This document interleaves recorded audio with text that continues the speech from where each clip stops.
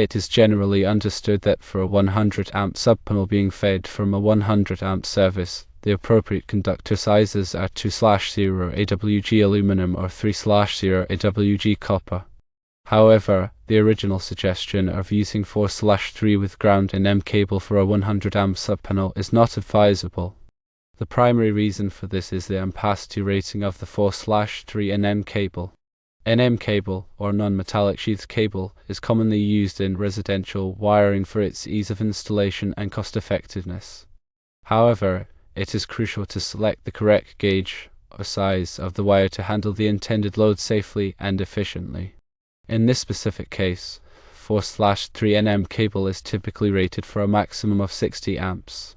This rating is based on the National Electrical Code, or NEC, guidelines and the cable's construction, which includes the size and insulation of the conductors. The NEC specifies ampacity ratings for various types of conductors based on factors such as the conductor material, insulation type, and ambient temperature. The ampacity of a conductor is the maximum amount of electrical current, measured in amps, that it can carry continuously without exceeding its temperature rating. Exceeding the ampacity rating can lead to overheating, which can damage the insulation, create a fire hazard, and potentially cause equipment failure. When installing a 100 amp subpanel, it is imperative to use conductors that are rated to handle at least 100 amps continuously.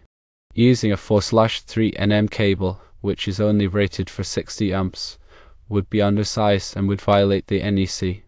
This would create a dangerous situation and would not be compliant with electrical safety standards. To properly size the conductors for a 100 amp subpanel, there are several factors to consider. Firstly, the ampacity of the conductors must be sufficient to handle the expected load.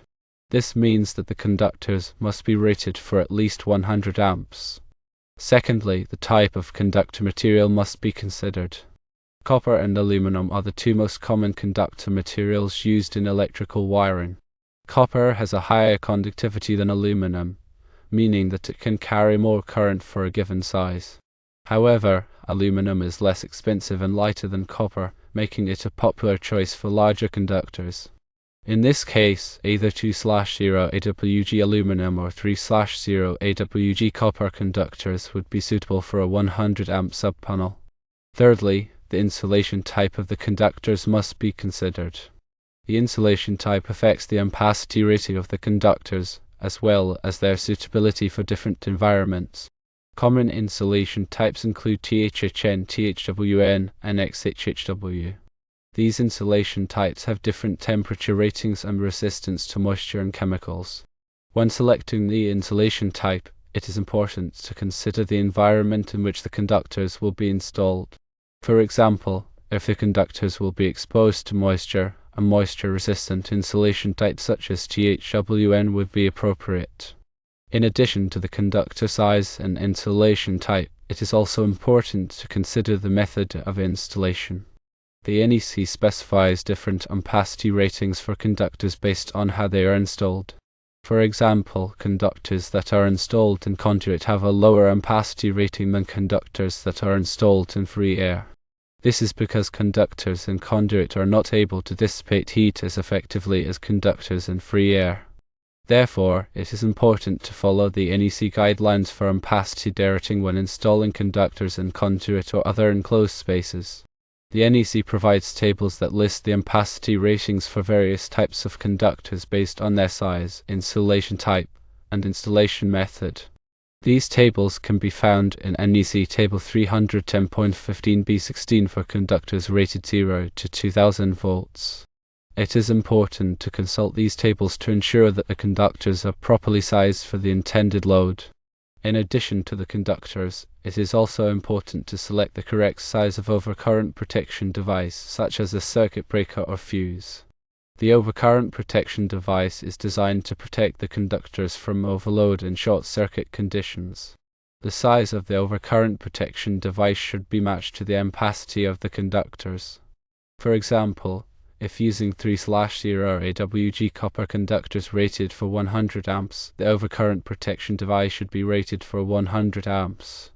Using an overcurrent protection device that is too large can damage the conductors and create a fire hazard. When installing a subpanel, it is also important to properly ground the subpanel. Grounding provides a path for fault current to flow back to the source, which helps to protect against electrical shock. The NEC specifies the requirements for grounding electrical systems. The grounding conductor should be sized according to NEC Table 250.122, which bases the size on the rating of the overcurrent protection device. In summary, using 4/3 with ground NM cable for a 100 amp subpanel is not advisable due to the cable's ampacity rating. It is recommended to use 2/0 AWG aluminum or 3/0 AWG copper conductors, ensuring that the conductors are properly sized, insulated, and installed according to the NEC guidelines. Additionally, selecting the correct size of overcurrent protection device and properly grounding the subpanel are crucial for ensuring electrical safety. Furthermore, the National Electrical Code, or NEC, plays a significant role in ensuring electrical safety and proper installation practices.